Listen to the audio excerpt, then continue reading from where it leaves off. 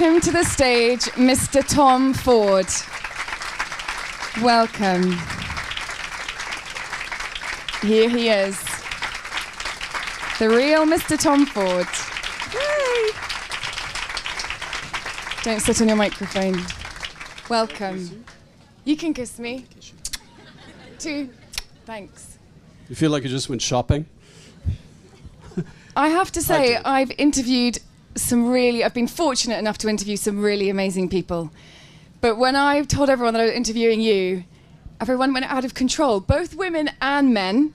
You would have thought I was interviewing Elvis or somebody. Even my cab driver this morning, I told him I was interviewing you, he nearly crashed the car. Oh, you're very sweet. So you are a superstar for many, many different reasons, and we've just seen some of the amazing stuff that you've achieved. Before we talk about where you are now, which is all of that and more, I would actually just like to go back to the beginning and ask you where you actually began, because you've said that story to a few people, but in general, your Studio 54 days, your days at Perry Ellis, you interned at Chloe, all those things, I'd love to just ask you about that and where this all began.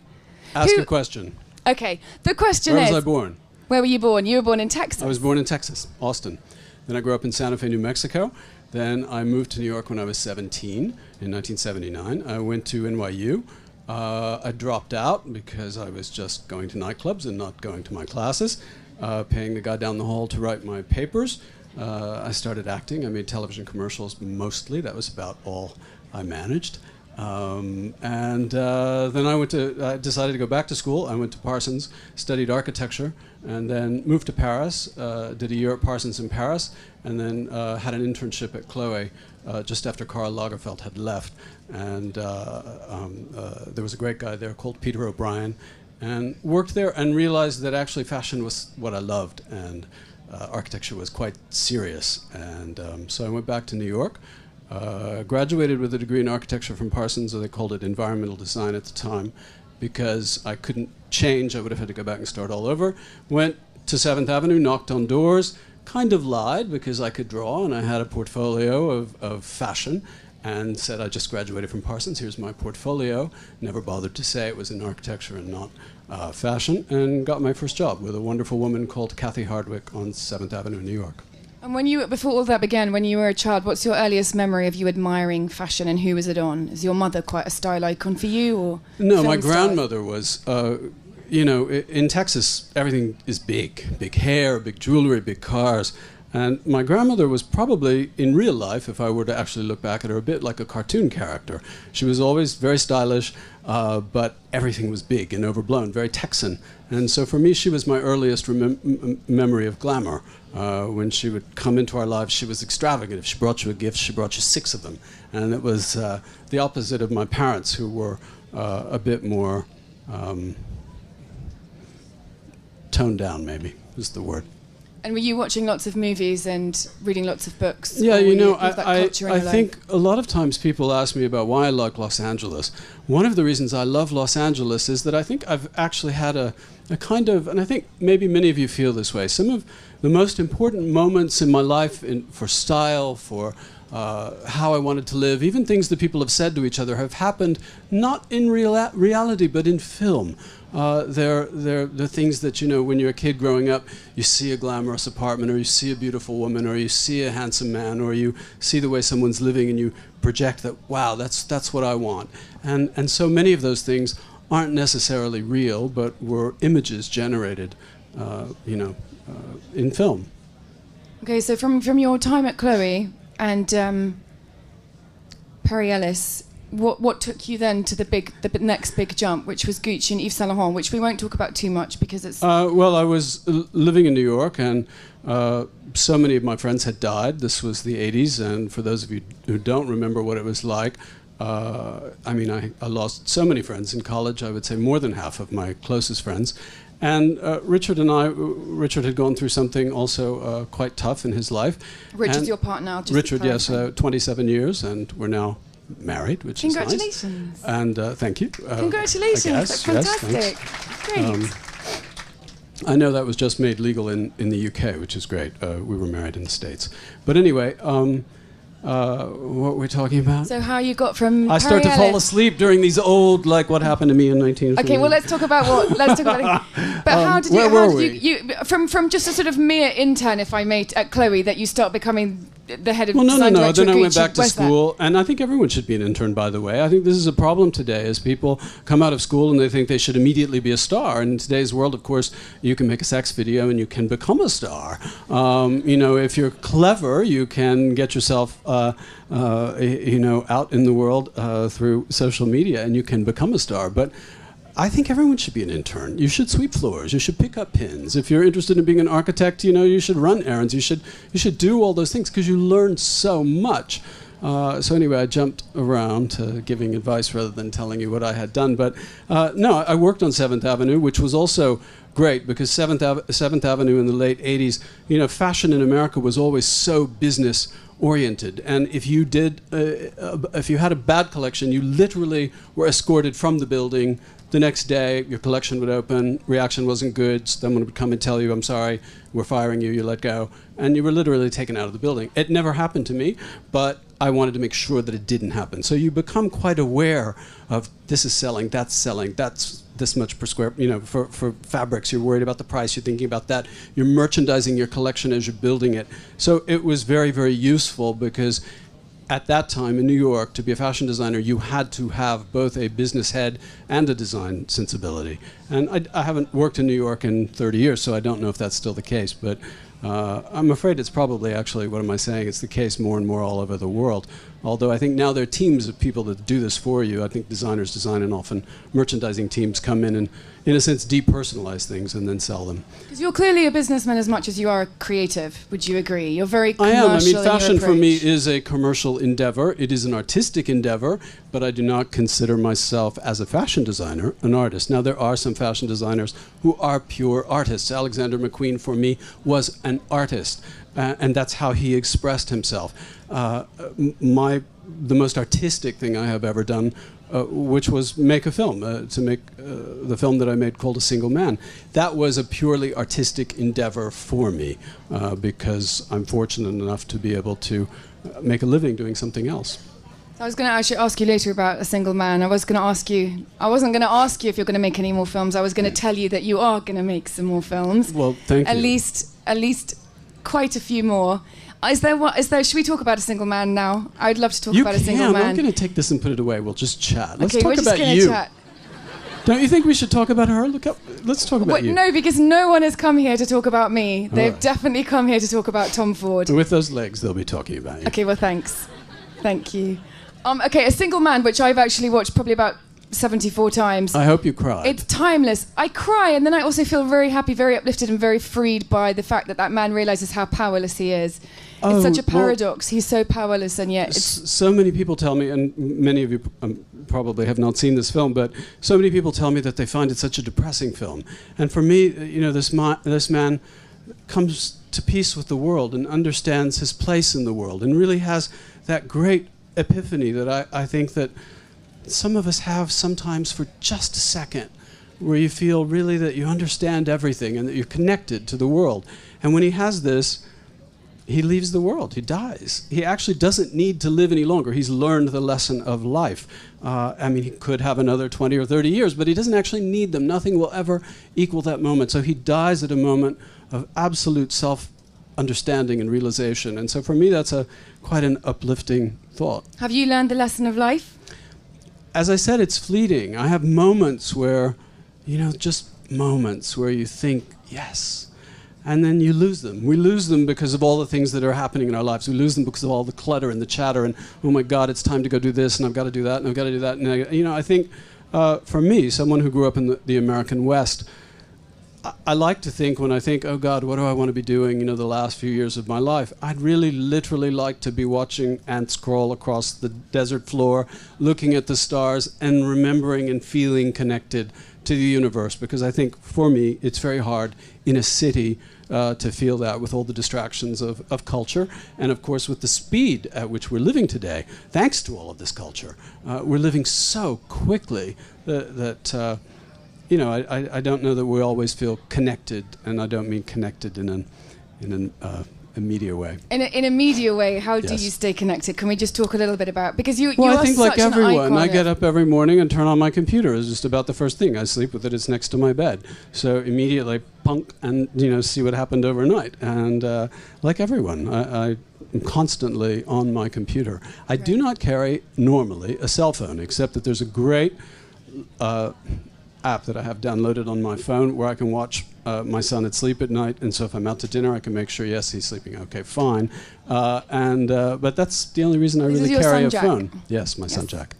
And are you reading newspapers, magazines, everything online? For someone who's so visual, are you still looking at print, or are you? I rarely changed? look at print, because if I were to look at print, I get on a plane with a big giant bag full of Right. magazines that I need to get through that I've been piling up on my desk. So no, actually I do look at most magazines online Okay. on my iPad. And on your iPad.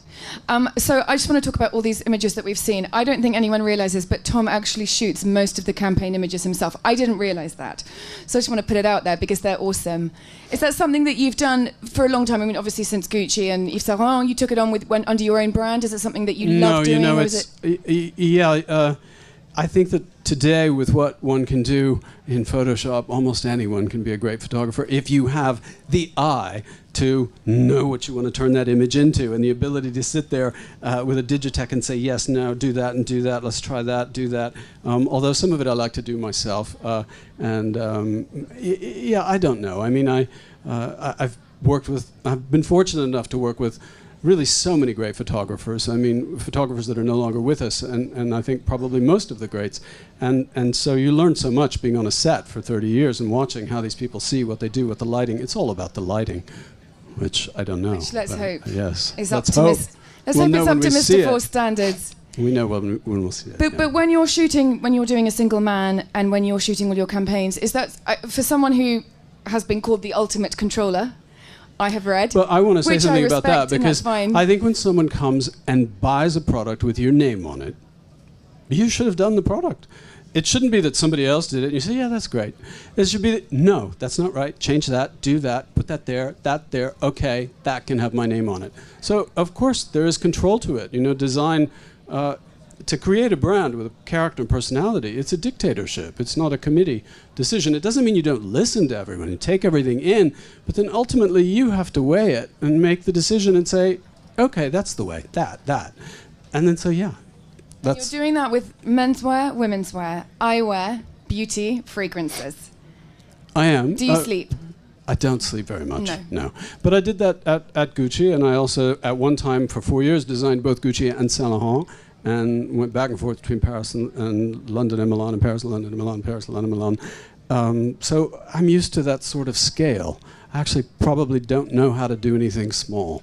Okay, and you said it's been you've said after that time that you were quite burnt out and you needed time to really reflect. Yeah. So if there's periods in our life of acceleration and consolidation, for you now, would you say you're more in acceleration, or it's time for, where are you at? God, I hope this is interesting to somebody. I don't know. It's like I met my therapist. Well, it's interesting because I think I'm in a period of both. I think, as one gets to a certain age, you're very aware of time and mortality and of taking moments in your life to enjoy things. And yet I'm in the middle of building a new business, which I'm very excited about. So my life is accelerating in that way, but I think I'm also maybe appreciating it and understanding it and enjoying it more than I did the first time around. I was having dinner with Karl Lagerfeld in my mid-30s, and things had gone quite well very rapidly for me at Gucci, and everything was really, on its way up. And I said, Karl, I just I don't feel anything. I don't feel any of this. It's just, I don't feel it. And he said, you will. You'll feel it later when you look back at it. And it's true. Now I look back at that time and I think, God, I didn't really feel it. I should have, felt it more. So I'm very aware of that today and of trying to feel everything that I do. It's very hard, but... Okay, all right. Am I talking too much for you? No, not at all. You can just keep talking. I'll just listen and watch. I wanted to talk about your recent show, talking about your name. Take us through. I want to talk about the Jay-Z song called Tom Ford, which is I Will Don't you sing Pop it for Molly. us? I would look like such a prat. I want to see you slide thought down I was to the beat. I thought it was quite cool, but I had to look up online what it actually meant. Anyway, it's drug related, so we won't go into it here. Most of you know how to translate the lyrics of a rap song by a particular rap artist? Because they're all quite different depending on personal experiences in their lives. Do you know how to do that? Really? 100%? I didn't. So yeah, there are a couple of rap translators online. There are quite a few. So I Don't Pop Molly, I Rock Tom Ford has now become a global phenomenon, basically. The song by Jay-Z, he wore a T-shirt that wasn't actually a T-shirt by you. You went and put a dress in the collection that was a reference to that T-shirt. That's now gone global. It's one of the most recognized dresses, I think, in the world, and will probably stay like that for a long, long time. What's going on with that dress? Have you put it into production, or that probably... Oh yeah, we have waiting lists for it. I'm sure. Well, first of all, it's again, the universe throws things at you. And sometimes they're good and sometimes they're bad. Jay-Z's someone I know. I think he's a great guy. We're friends. He's been wearing my clothes for years. He emailed me one day and said, I'm writing a song called Tom Ford. And I thought, oh, okay, great. Wow. And then waited. What came out, I was quite surprised. Really chuffed. Well, of course, but I didn't necessarily believe it. It's sort of, people say things all the time, and is it a joke? Is it not a joke? Then the song came out, and it wasn't what I expected. It was, I had to go online and see what it really meant. And the beat took me a little while. But it's one of those things, it's just so lucky. I mean, it's so lucky. How did it happen? Where did it come from? Why did he do it? But boom, there it is. And then you have these, the thing really freaks me out is when you're in a giant stadium and he performs it and there's 60,000 people screaming your name. It's really just like this. But it's one of those things. I have no idea why it happened, how it happened. But yeah, of course, if you're in the business of a brand, it's one of the best things that could possibly happen to you. And the universe just sort of threw that out there for me. It's amazing. It's amazing. When everyone's screaming your name, how does it feel? Now I want to crawl under a rock because I'm actually very, very, very shy. No one ever believes this. I can perform, and this isn't necessarily a performance because I can do it fairly honestly, but I really am very shy, and yeah.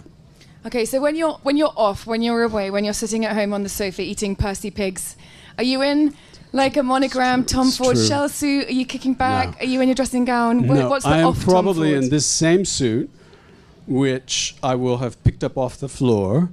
And I don't believe that for a second, but anyway. No, it's really true.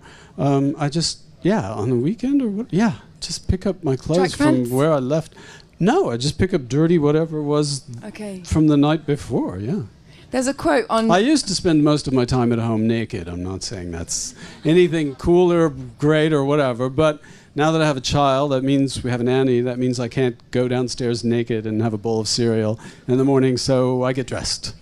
Okay, well that's a good thing for all of us. You can, we know that you like naked by all your images. Naked is fine. No, I mean, I think, I don't know, especially if you're in the business. Naked, if you're in the business of, well, someone told me the other day that was. Somebody asked in our office, "Oh, do you sleep in pajamas?" And almost everyone said yes. I said, "That's so weird. I don't sleep in any clothes." And they said, "Oh, that's very American. The English sleep with clothes on." And what are you talking about? The English sleep with clothes on? So the fact that you're asking me that question sort of makes me think, do you sleep with clothes on? I'm really English, and yes, I do. I don't know, maybe it's because I'm in the business of clothes and fashion. I come home and, before, as I said before, I had a child running around. I just literally just took off all my clothes the moment I walked in the door, and that was that. I don't know. Okay, so talking about the English, I wanted to ask you, and then we're going to open up for Q&A. By the way, I didn't wear a watch with this beautiful dress. I have no idea what time it is. It's 7:30. Okay, so we have Q&A in a minute.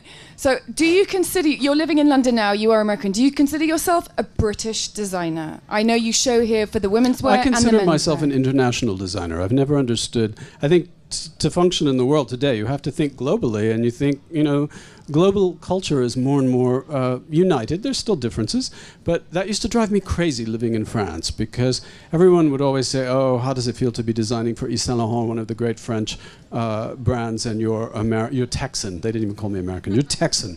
And I used to find that sort of nationalism odd in today's world. I think I designed for an international customer. Our customers can be Russian shopping in New York, can be Japanese shopping in LA, can be English shopping in Las Vegas, can be American shopping in London. I mean, we're a global brand, and I live that sort of life, and I think increasingly that I'm an international designer, I think.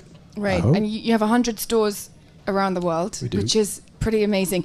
Was there a morning when you woke up and thought, I am going to have the brand Tom Ford, or is that something, has that been a plan for you a long, long time ago?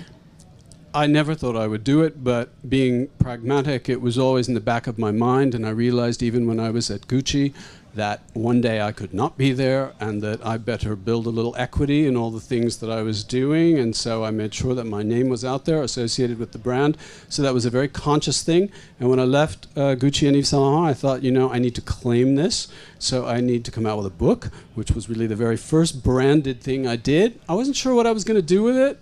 I was just aware of the fact that I needed to put it over here in case I ever needed to fall back on it. And I don't mean literally the book. I mean, claiming things I was very proud of, that I had worked very hard at. So, I've always been very practical. But no, I never thought. I was very satisfied doing what I was doing at Gucci. And so I never intended to have my own company.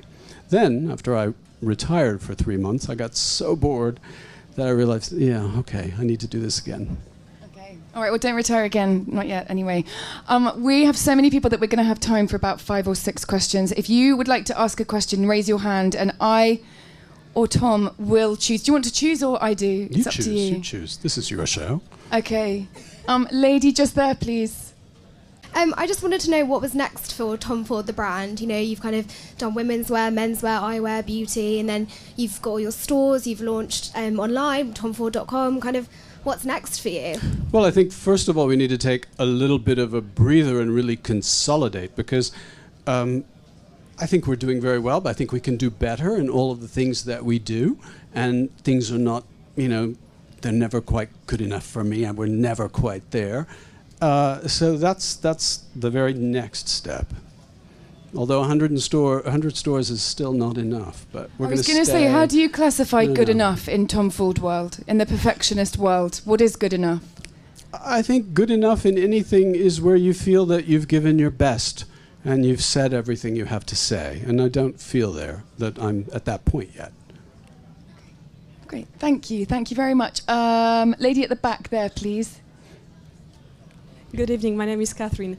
Hello, Catherine. Actually, there are actually 2 questions. First one is, what is your why? What makes you wake up in the morning and do what you do, especially when you feel low? Because we all compulsion. Know that. Right. I don't have any choice. Everyone has to live their destiny. I know you wanted to ask 2, but I won't remember the first one if you go on to the second one. You have to be what you're going to be. You have to fulfill your destiny for whatever reason. This is just the way I am. I jump up and I start doing these things, and I like building things. And as a kid, I liked building things. And what I'm building now is a brand. It's but it is still building, and it is a compulsion. I cannot help it. It is what I do.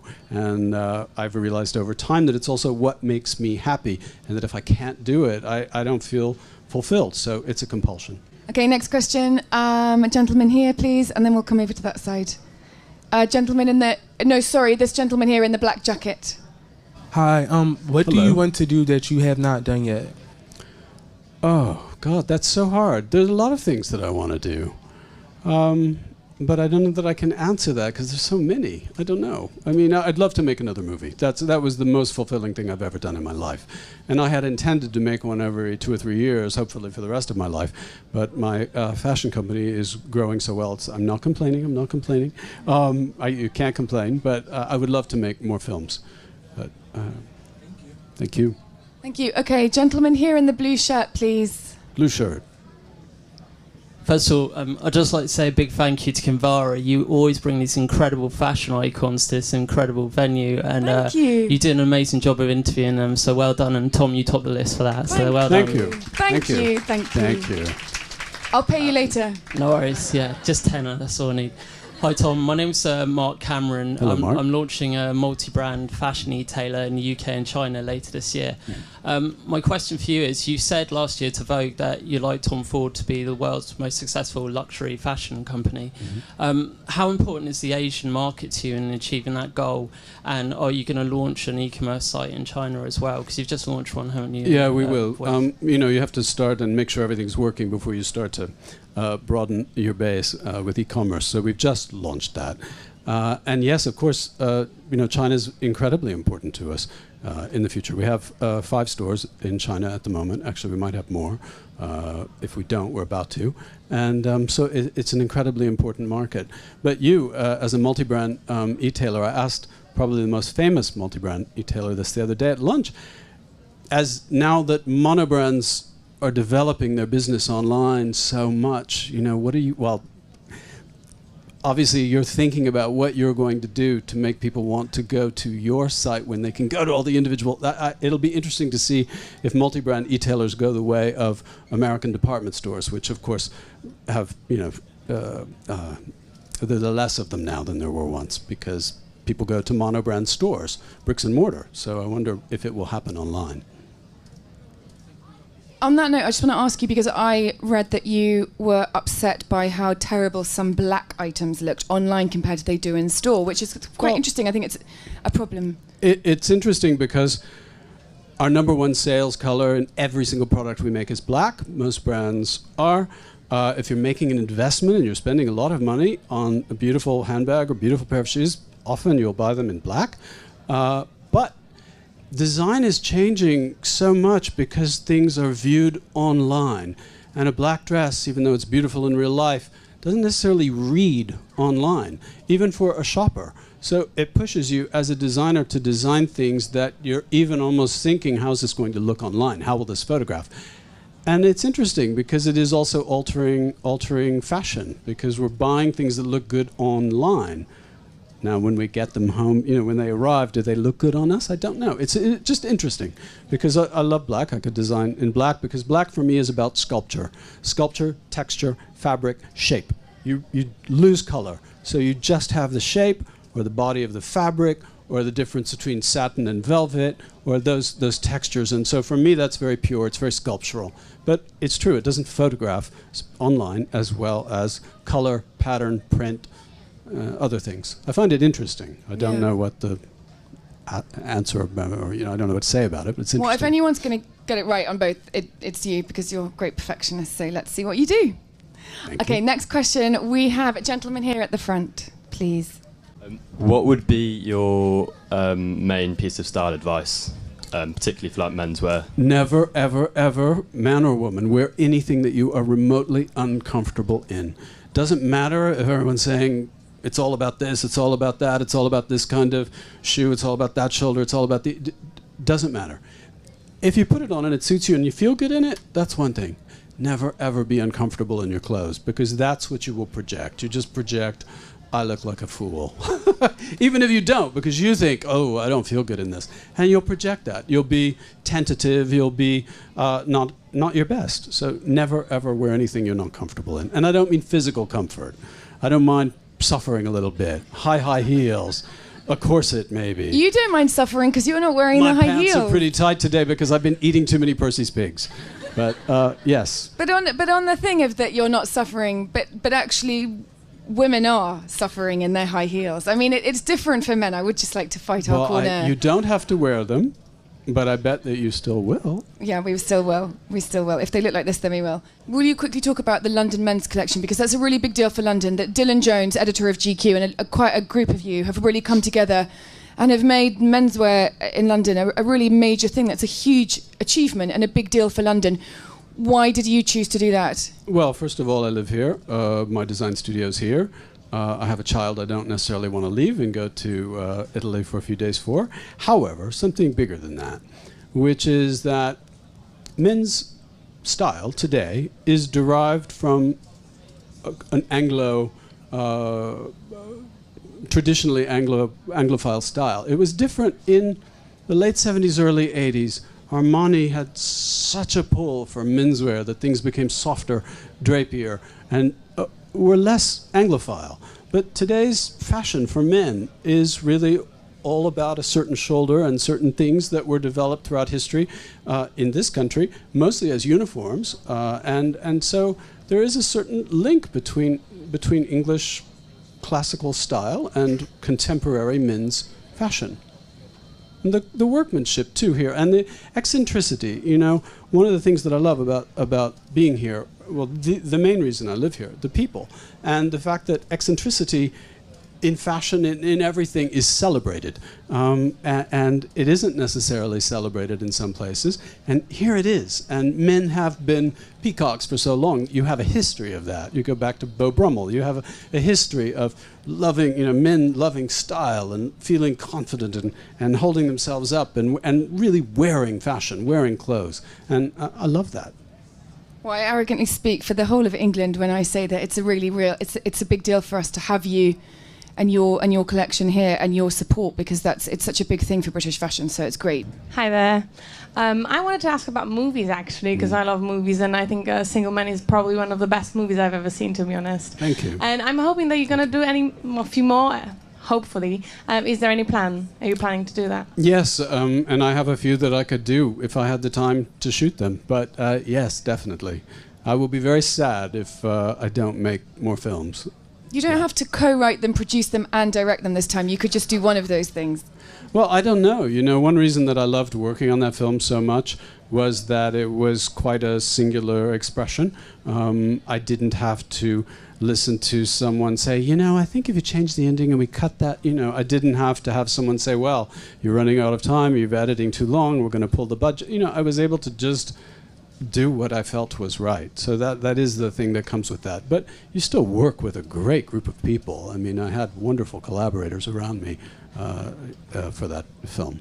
I didn't realize that the design team were the people who worked on Mad Men for that movie. Or have I read that wrong on the internet? The guy who did our sets. Yes. Had been doing the Mad Men. Had been doing sets. Mad Men. Yeah. And is your home like that set? Not at all. Not at all. No, but I also believe each house. That's made me really sound spoiled. Each house.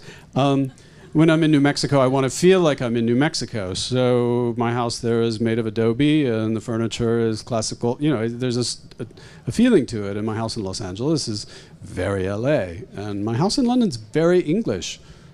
Seriously. And are your child's toys laid out neatly in the nursery? He in lays rows? them out. It's so genius. He's so organized. Really? I don't know where it came from. I don't know where it came from. So great. Oh, well, that's good. Then he's not going to get told off. Okay, we have time for one more question. I wouldn't tell him off anyway. It's his life, his thing. You choose the last person. Oh, God. I'm going again here for bright yellow online. Yellow with the cool jumper. That's you. You're looking around for the mic. Thank you very much. I just wanted to ask, what would be your definition of luxury, and what does it mean to you? Sleep, sleep, sleep, sleep. Just a great bed and just sleeping. And you know what would be great? Not a single email. No emails. Sleep. Okay, well, on that note, we're going to wrap up. We're going to leave you here. You're going to watch Tom's latest fall 2014 show. Before you do that... A lot of it's black. It won't look as good online as it did in real life. It'll look good. I just want to say a really, really big thank you so much to Tom Ford for joining us. Thank you so much. You're great. Thank you. Thanks. Is that I think I've actually had a kind of, and I think maybe many of you feel this way, some of the most important moments in my life for style, for how I wanted to live, even things that people have said to each other have happened not in reality but in film. They're things that, when you're a kid growing up, you see a glamorous apartment, or you see a beautiful woman, or you see a handsome man, or you see the way someone's living and you project that, wow, that's what I want. And so many of those things aren't necessarily real, but were images generated, in film. Okay, so from your time at Chloe and Perry Ellis, what took you then to the next big jump, which was Gucci and Yves Saint Laurent, which we won't talk about too much because it's... Well, I was living in New York and... some of the amazing stuff that you've achieved. Before we talk about where you are now, which is all of that and more, I would actually just like to go back to the beginning and ask you where you actually began, because you've said that story to a few people, but in general, your Studio 54 days, your days at Perry Ellis, you interned at Chloe, all those things, I'd love to just ask you about that and where this all began. Ask a question. Okay, the question is... Where was I born? Where were you born? You were born in Texas. I was born in Texas, Austin. Then I grew up in Santa Fe, New Mexico.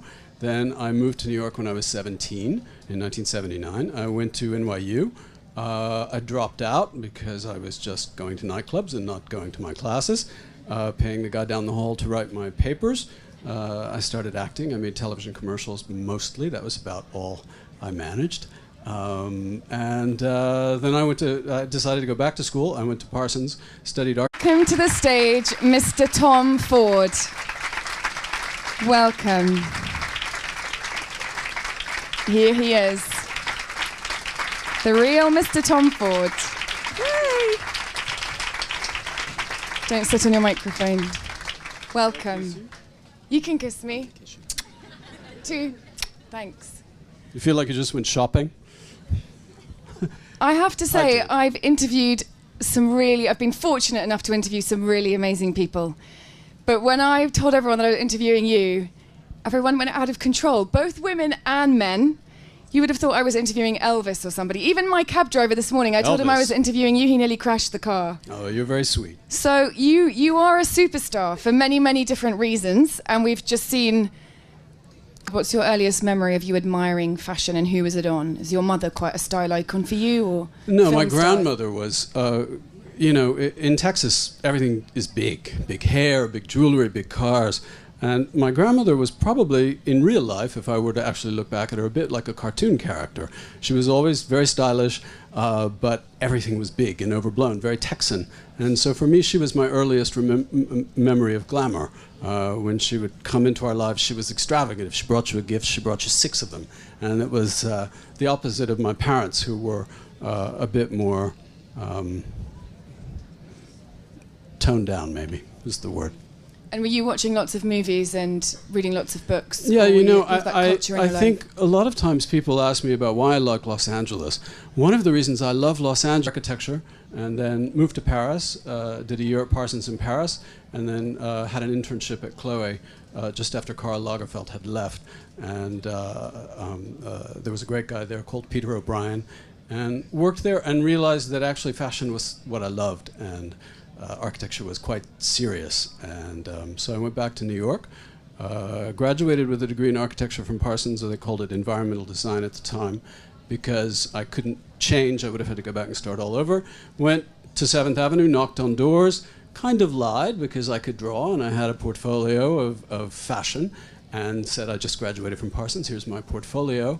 Never bothered to say it was in architecture and not fashion, and got my first job with a wonderful woman called Kathy Hardwick on 7th Avenue in New York. And before all that began, when you were a child,